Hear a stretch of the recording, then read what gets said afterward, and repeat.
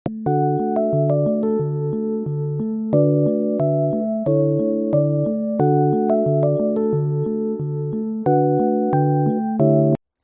Friends, मैं अमित शर्मा आपके सामने नए वीडियो के साथ उपस्थित हूं। आज हम पिछले वीडियो से थोड़ा आगे चलेंगे। हमने चार्ज करवाया था, चार्ज से संबंधित लॉस करवाए थे। अब हम दो इंपॉर्टेंट बातें करेंगे। एक बात तो ये करेंगे कि चार्ज किस तरीके से उपयोग में लाया जाता है, हम इसका उपयोग कैसे करेंगे। जैसे हम एक काम करते हैं कि एक कप लेते हैं, एक कप के अंदर कितनी चाय या कितना पानी आता होगा, मान लिया 200 ग्राम, 300 ग्राम। हम मान के चलते हैं कि 200 ग्राम पानी है। उस 200 ग्राम पानी में कितने प्रोटॉन और कितने इलेक्ट्रॉन हैं, यह निकालना है मैथमेटिकल रूप से। और एक दूसरी बात और करेंगे, हम आपको यह बताना चाहेंगे कि जो हमारा आवेश का मात्रक है, चार्ज का यूनिट जो है कूलाम होता है। यह कूलाम कितना बड़ा है, बहुत बड़ा मात्रक है। कितना बड़ा मात्रक है, न्यूमेरिकल रूप से हम इसे प्रूव करेंगे। तो शुरू करते हैं हम इसी पोर्शन पे। तो हम स्टार्ट करते हैं हमारा पहला क्वेश्चन। हम क्या करते हैं, कोई एक कंडक्टर लिया ए और दूसरा कंडक्टर लिया बी। कंडक्टर ए से बी की ओर 10⁻10 इलेक्ट्रॉन पर सेकेंड ट्रांसफर हो रही है। मतलब एक सेकेंड में 10⁻10 इलेक्ट्रॉन जा रहे हैं। बहुत बड़ी संख्या है। काउंट करके देखना, एक के आगे 10 जीरो लगा दी जाएंगी, तब जाके एक सेकेंड में ए से बी पर ट्रांसफर होंगे, है नहीं। बहुत बड़ी संख्या है। अब जब ये यहां पर होते हैं तो इस ट्रांसफर में एक कूलाम चार्ज कितने समय में ट्रांसफर होगा, हमारा क्वेश्चन ये है। तो इसको पिकअप करते हैं। हमें एक कूलाम का स्थानांतरण करना है। स्थानांतरण कितने का करना है, एक कूलाम आवेश का, एक कूलाम आवेश का। तो अब हम क्या करते हैं, एक कूलाम आवेश में इलेक्ट्रॉन की संख्या निकाली। Q बराबर क्या होता है, Ne। यहां पर संख्या निकालना तो N बराबर Q/E। हमारे पास कितना चार्ज था, Q = 1 कूलाम और E = 1.6 × 10⁻⁻19 कूलाम। तो यहां पर मान रख देंगे N = 1 कूलाम अपॉन 1.6 × 10⁻⁻19। यहां पर कूलाम, तो देखोगे जरा, ये कूलाम से कूलाम कट जाएगा तो यहां पर केवल संख्या रह जाएगी। हमने दशमलव हटा दिया तो 10/16 गुणा 10⁻19। अब 10/16 गुणा 10⁻19 को हमने 18 किया तो एक जीरो यहां पर आ जाएंगी। भाग देंगे 6.25 गुणा 10⁻18। इतने इलेक्ट्रॉन एक कूलाम में होते हैं। अब हमें निकालना है समय। तो समय निकालने के लिए क्या करेंगे, कितने इलेक्ट्रॉन जा रहे हैं, 10⁻10 इलेक्ट्रॉन स्थानांतरित होने में लगा समय कितना है, 1 सेकंड। तो एक इलेक्ट्रॉन के स्थानांतरित होने में लगा समय 1/10⁻10 सेकंड। संख्या कितनी थी, इलेक्ट्रॉन की संख्या यहां पे आ रही है, तो यहां पे संख्या कितनी है, 6.25। तो 6.25 × 10⁻18 इलेक्ट्रॉन स्थानांतरित होने में लगा समय कितना हो जाएगा, 1/10⁻10 × 6.25 × 10�18। अगर इसे सॉल्व करेंगे 6.25 × 10⁸ सेकंड लगेंगे। संख्या हमें बहुत नॉर्मल लग रही है। अगर हम संख्या काउंट करें 10 की घात 8 ही सेकंड ही तो है। अब इस सेकंड को वर्षों में बदलेंगे। एक साल के अंदर कितने सेकंड होते हैं?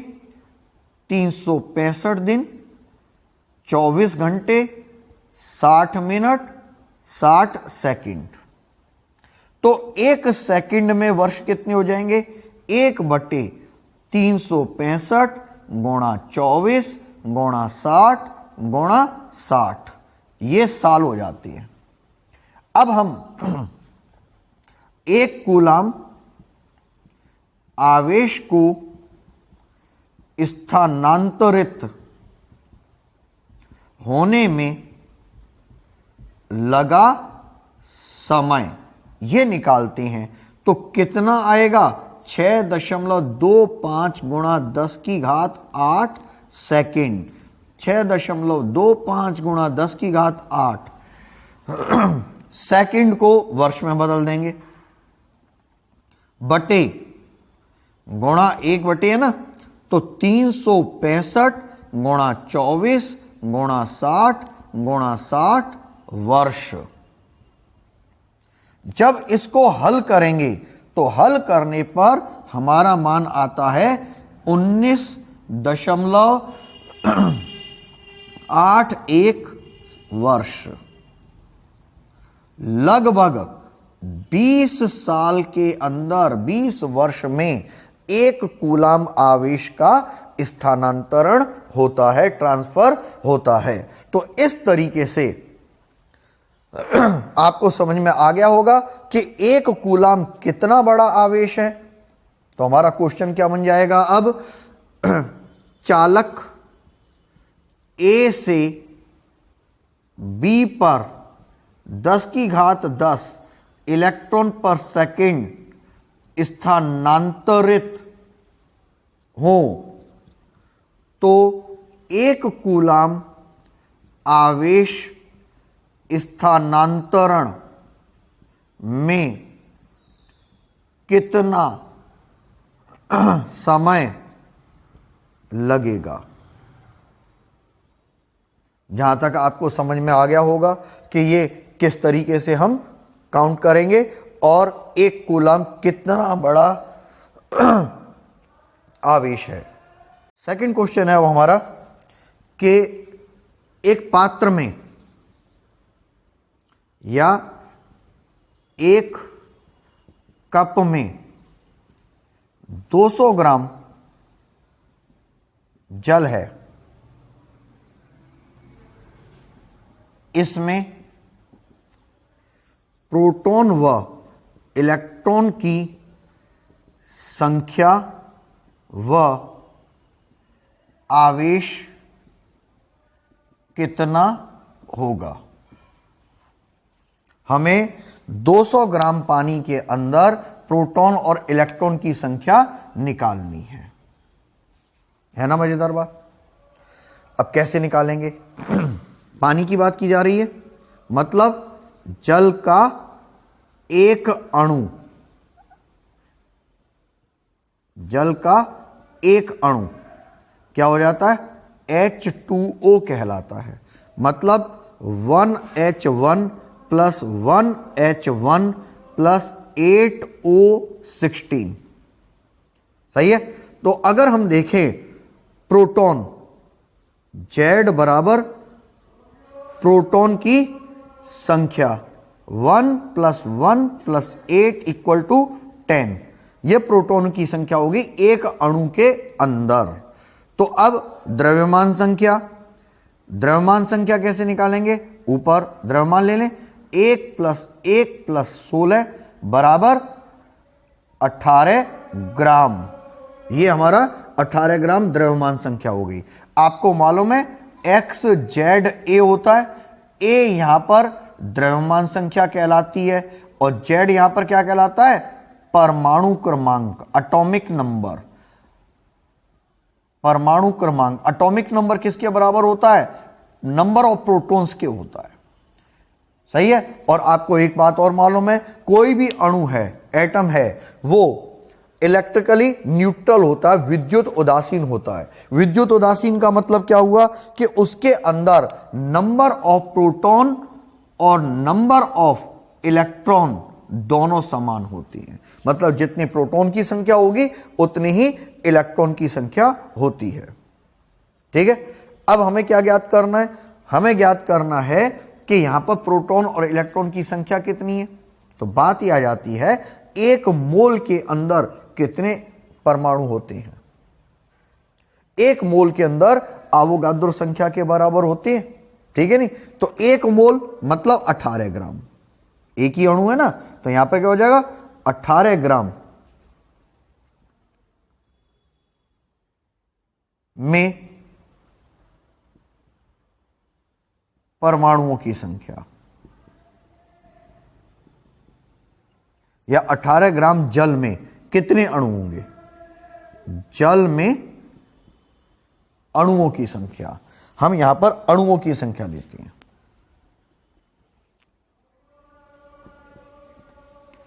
अणुओं की संख्या कितने होंगे मॉलिक्यूल? यहां पर होंगे 6.02 गुणा 10 की घात 23। ये क्या कहलाती है? आवोगाद्रो संख्या। आवोगाद्रो संख्या कहलाती है। तो 1 ग्राम जल में अणुओं की संख्या कितनी हो जाएगी? 6.02 इंटू 10⁻23 अपॉन 18। और इसके अंदर 18 ग्राम जल है ना, तो हम क्या करेंगे? 200 ग्राम की बात करें। 200 ग्राम जल में अणुओं की संख्या कितनी हो जाएगी? 6.02 इंटू 10⁻23 अपॉन 18 इंटू 200। ठीक है नहीं, अब यहां पर हम थोड़ा सॉल्व कर लें। तो यहां पर अगर हम हटाते हैं, इसे दशमलव हटाते हैं, दशमलव हटाने पर यहां पर 100 आ जाएगा। ये 2 जीरो से 2 जीरो हो गई, 2 नाम 18, 602 अपॉन 9 इंटू 10⁻23। अगर हम इसे डिवाइड करेंगे तो ये क्या हो जाएगा? 9 6 54, 9 6 54, 9 8 72 गुणा 10 की घात 23। इतने हमें 200 ग्राम में मॉलिक्यूल मिल गए, अणुओं की संख्या मिल गई। तो अणुओं की संख्या इतनी है और एक अणु में प्रोटॉन की संख्या कितनी है? 10। ठीक है नहीं, तो 200 ग्राम जल में प्रोटॉनों की संख्या कितनी हो जाएगी? हम बताते हैं, हमने क्या निकाला हुआ है? एक अणु में प्रोटॉन की संख्या कितनी है? 10। तो 200 ग्राम जल में अणु कितने निकाले थे हमने? 66 इंटू 8 इंटू 10⁻23। तो 200 ग्राम जल में प्रोटॉन की संख्या कितनी है? 200 ग्राम में 66.88 इंटू 10⁻23 को अगर 10 से गुणा कर दें, एक अणु में है ना, एक अणु का गुणा कर दिया, तो यहां पर कितनी हो जाएगी? 66.88 इंटू 10⁻24। ये प्रोटॉन की संख्या होगी, मतलब नंबर ऑफ प्रोटॉन। क्योंकि number of proton number of electron के इक्वल होते हैं, तो इसमें इलेक्ट्रॉन की संख्या भी इतनी ही पाई जाएगी। प्रोटॉन और इलेक्ट्रॉन की संख्या पता लग गई हमें। ठीक है, अब हम पता करते हैं इस पर कितना आवेश है। तो 200 ग्राम जल में आवेश कितना आ जाएगा? ये क्या होगा? Q बराबर Ne, और हमें मालूम है n किसके बराबर होता है? प्रोटॉन की संख्या के बराबर होता है। तो यहां पर क्या हो जाएगा? 66.88 इंटू 10⁻24 इंटू 1.6 इंटू 10⁻⁻19 कूलम। अगर हम इसे सॉल्व करें, 107.88 इंटू 10⁵ कूलाम, ये आपको आवेश प्राप्त होता है। हमारा टॉपिक बनता है कूलाम का व्युत्क्रम वर्ग नियम। ये जो नियम है एक तरीके से गुरुत्वाकर्षण नियम के अनुरूप ही है। गुरुत्वाकर्षण बल क्या कहलाता है? द्रव्यमान पिंडों के मध्य लगने वाला गुरुत्वाकर्षण बल। m1 m2 लिया था हमने, यहां पर बन गया था F बराबर F proportional m1 m2 upon r square. 11th class में पढ़ा है ना gravitational force. F equal to G m1 m2 upon r square. अब यहां पर हमने आपको बतलाया था आवेश के गुणों में कि आवेश व द्रव्यमान समतुल्य भौतिक राशियां हैं। यह विद्युतिकी के अंदर है और यह यांत्रिकी के अंदर आता है। तो अब हमें क्या करना है इसमें कुछ नहीं है, m को q से रिप्लेस कर देंगे। F equal to q1 q2 upon r square, क्योंकि ये विद्युत में पहुंच गई है तो कांस्टेंट और चेंज हो जाएगा, इसको हम k कह देंगे। तो सेम वर्जन है आपका गुरुत्वाकर्षण नियम का। वहां पर न्यूटन ने निकाला था, यहां पर कूलाम ने निकाला है। अब कूलाम क्या कहते हैं? कूलाम कहते हैं कि हमारा दो आवेश हैं, एक Q1 और एक Q2। इन दोनों के केंद्रों को मिलाने वाली जो रेखा है वो हमारी ये वाली है। इन दोनों के बीच की दूरी r है। हमें मालूम है आवेश या तो दोनों प्लस होंगे या दोनों माइनस होंगे, या एक प्लस और एक माइनस हो सकता है। ठीक है नहीं? हमें मालूम है समान आवेश प्रतिकर्षित होते हैं और विपरीत आवेश आकर्षित होते हैं। ठीक है? तो अब यहां पर हमें जो नियम बनाना है वो इसी के अकॉर्डिंग बनेगा। क्या बन जाएगा हमारा नियम? कि दो आवेशों के मध्य लगने वाला, अब यहां पर दो बल लग रहे हैं, ये या तो आकर्षण होता है या क्या होगा? प्रतिकर्षण हो सकता है। तो दोनों का ही उपयोग करना पड़ेगा कि इन्हीं दो आवेशों के मध्य लगने वाला आकर्षण या प्रतिकर्षण का बल दोनों आवेशों के गुणनफल के समानुपाती और उनके बीच की दूरी के वर्ग के व्युत्क्रमानुपाती होता है। अब जब समानुपाती का निशान हटाएंगे, F समानुपाती, यह आ जाएगा, दोनों को मिला दिया Q1 Q2 बटे r square. F equal to समानुपाती का निशान हटाया K Q1 Q2 upon r square. यहां पर K समानुपातिक बल नियतांक है। यह विशेष है। कैसे विशेष है? यहां पर K का मान होता है 1/4 पाई एप्सिलॉन नॉट। इसका मान होता है 9 गुणा 10 की घात 9 न्यूटन मीटर स्क्वायर बटे कूलाम स्क्वायर। यहां पर आपको मेरी सारणी उपयोग में आएगी। मैंने शुरुआत में आपको 2 वीडियो दिए हैं मात्रक व विमाओं के। यहां से पूरी फिजिक्स के अंदर उस सारणी का खुलकर उपयोग होगा, जिसमें हमें मात्रक भी निकालने पड़ सकते हैं और विमीय सूत्र भी निकालने पड़ेंगे। हम वहीं से निकालेंगे। अब यहां पर जो मात्रक निकाला हमने K का फॉर्मूला, हमने क्या किया? यहां से F को बदला तो K बराबर F r स्क्वायर बटे Q1 इंटू Q2 हो गया।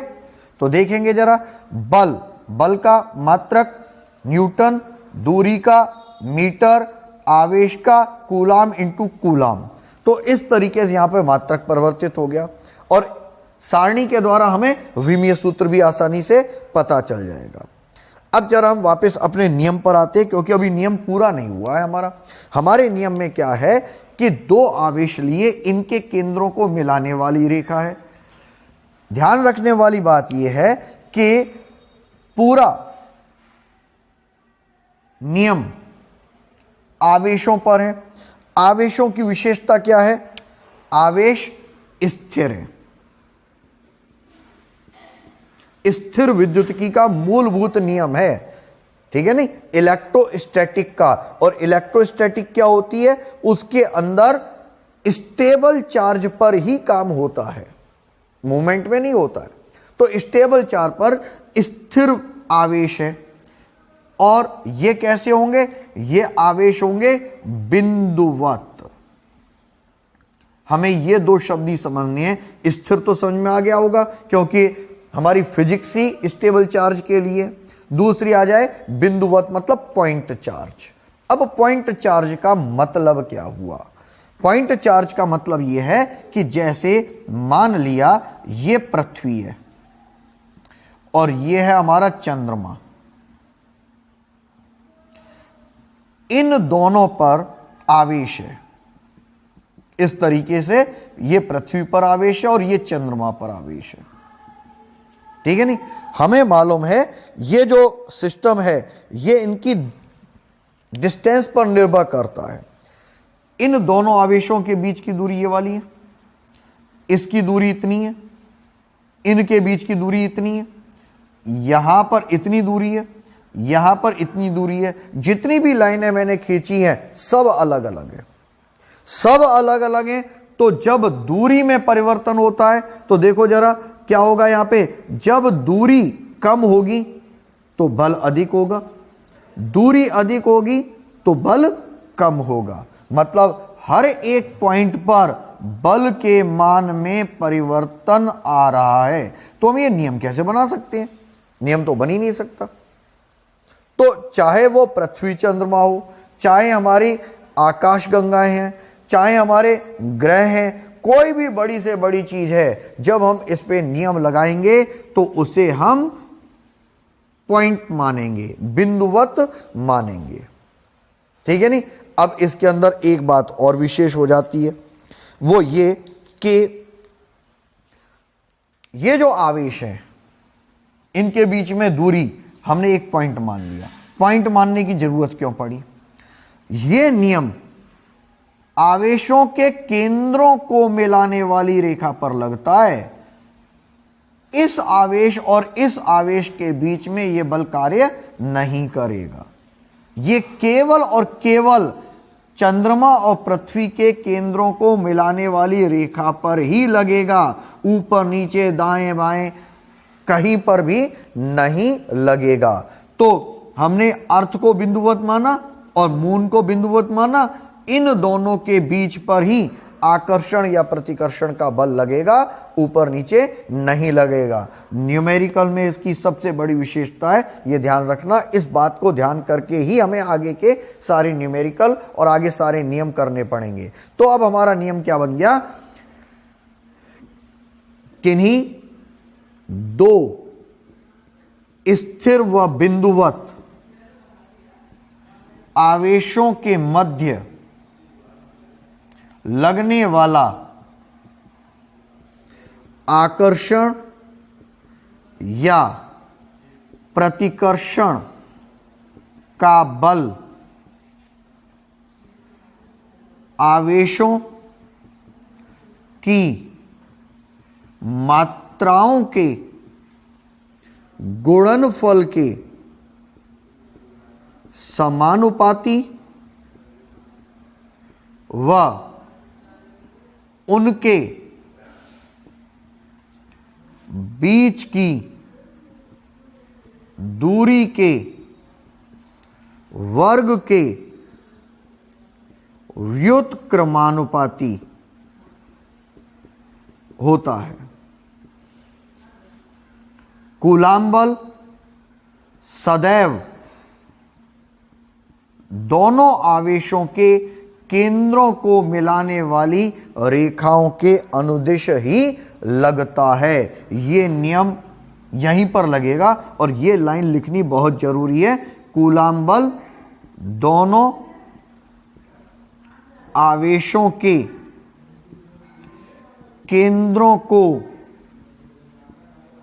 मिलाने वाली रेखा के अनुदिश लगता है। ये वाला नियम हमारा यहां पे पूरा होता है। और एक इसमें जो सबसे बात ध्यान रखने वाली है, न्यूमेरिकल में हम इस चीज को ध्यान में रखकर ही काम करेंगे। हमारा केवल कथन पूरा हुआ है, अभी इसको हम आगे बढ़ाएंगे। तो यहां पर ये जो k है, k समानुपातिक बल नियतांक है, इसका हमने नाम लिया 1/4 पाई एप्सिलॉन नॉट, 9 गुणा 10 की घात 9 न्यूटन मीटर स्क्वायर बटे कूलाम स्क्वायर। अब बात यह आ जाती है कि किन बातों पर निर्भर करता है। के की हम निर्भरता की बात करेंगे। ये छोटे छोटे क्वेश्चन बनते हैं जो आधे नंबर के 1/4 नंबर के भी हो सकते हैं। हम बात करेंगे यहां पर के की निर्भरता। के किन किन बातों पर निर्भर करता है। अब जैसे हमने दो आवेश लिए थे Q1 Q2,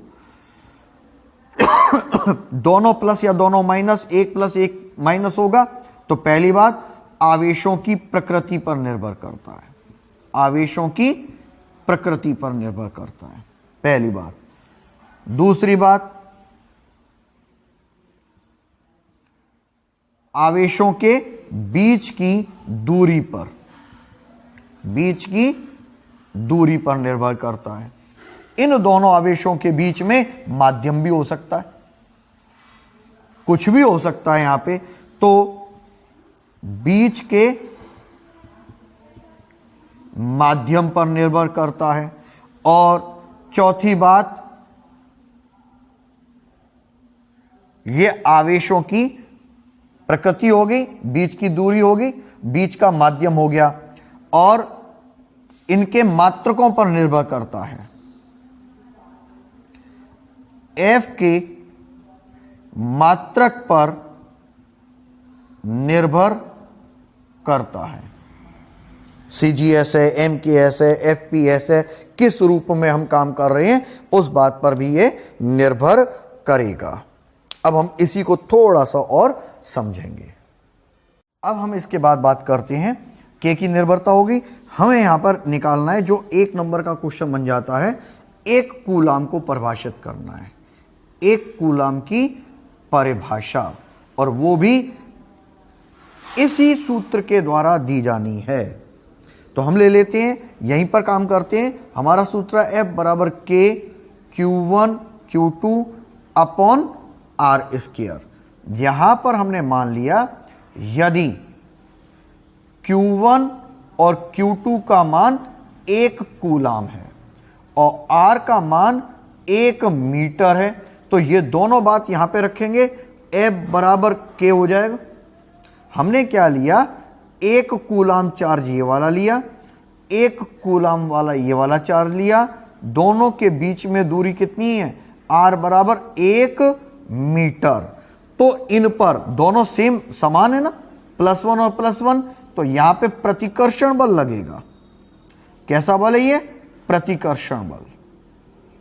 प्रतिकर्षण बल कितना होगा यहां पे, K के बराबर, K का मान कितना है, 9 गुणा 10 की घात 9 न्यूटन का। अब हम इसे परिभाषा देंगे। परिभाषा कैसे देंगे ध्यान रखना और रटना नहीं है, इस सूत्र को वेरीफाइड करना है भाषा के द्वारा, वही परिभाषा बन जाएगी। सही है नहीं। जब दो समान प्रकृति के आवेश परस्पर 1 मीटर की दूरी पर स्थित हों तथा उन पर 9 गुणा 10 की घात 9 न्यूटन बल का प्रतिकर्षण बल लगता है, तो वे आवेश 1 कूलाम कहलाते हैं। दोबारा सुनेंगे एक बार। जब दो समान प्रकृति के आवेश परस्पर 1 मीटर की दूरी पर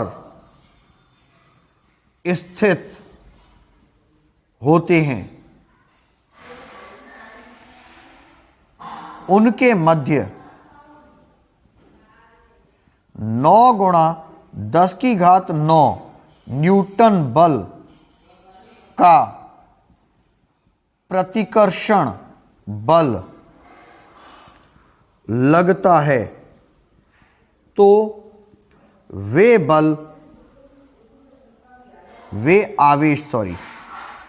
आवेश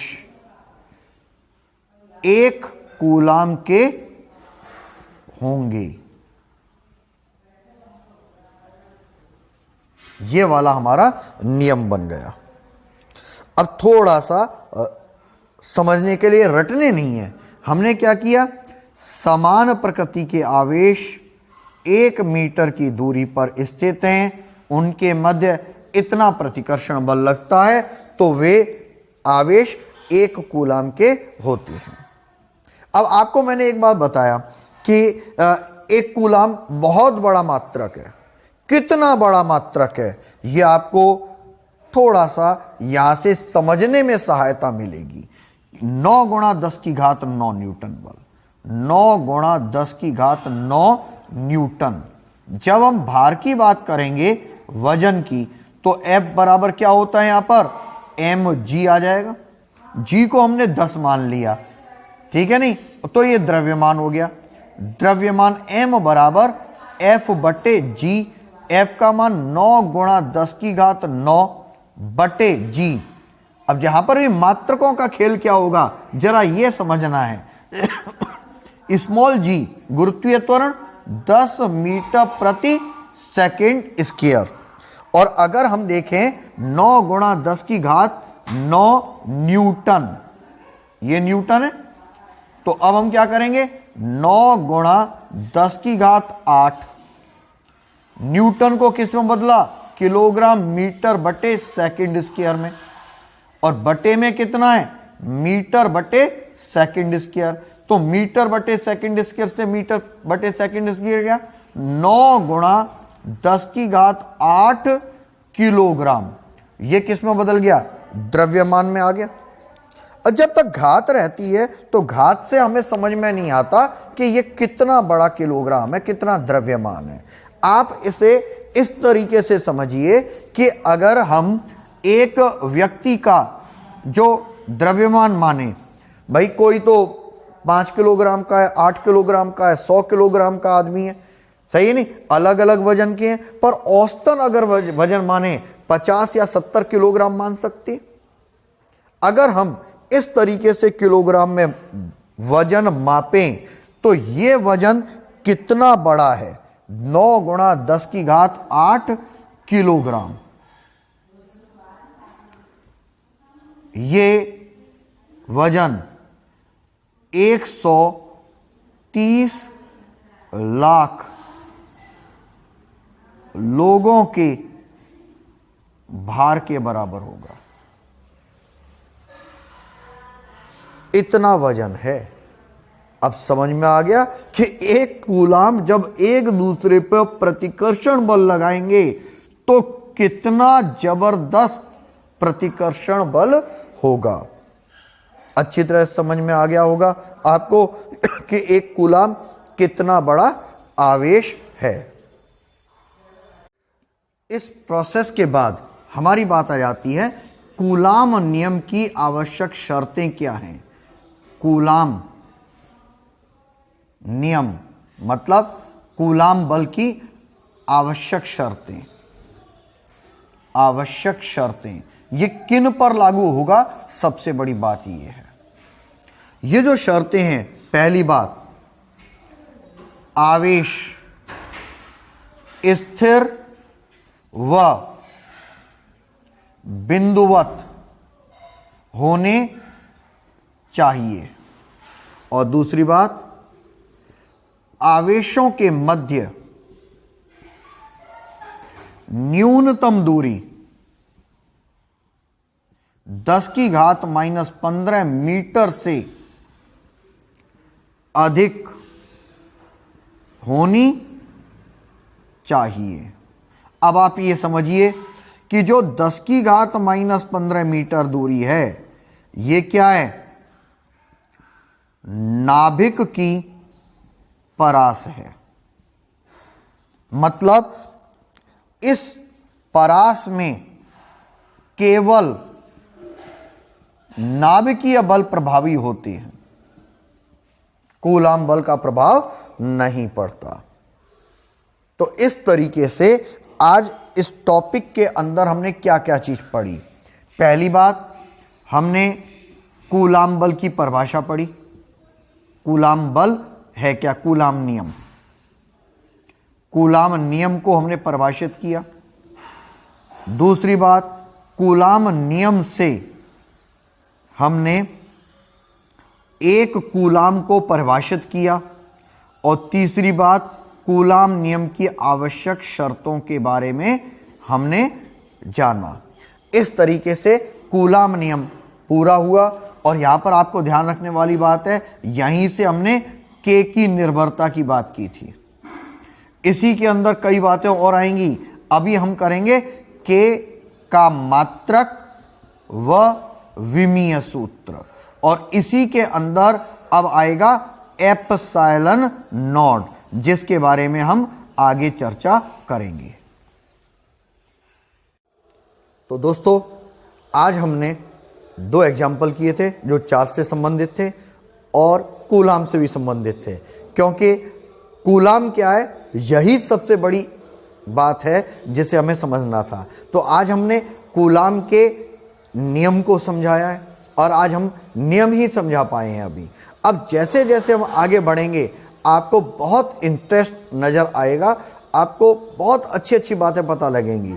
लेकिन सबसे पहले आपको ये ध्यान रखना पड़ेगा, आपको अब हमारा मात्रक और विमीय सूत्र पर कमांड करना पड़ेगा, क्योंकि पूरी फिजिक्स के अंदर कोई भी टॉपिक होगा उसके अंदर हमें इनका उपयोग करना ही पड़ेगा। तो आप हमारे वो दोनों वीडियो बहुत अच्छी तरीके से देखेंगे जो हमारा यूनिट एंड डायमेंशंस के थे। तो आज का काम हम यहीं पर समाप्त करते हैं। कल हम कूलाम बल से आगे की ओर बढ़ेंगे। धन्यवाद।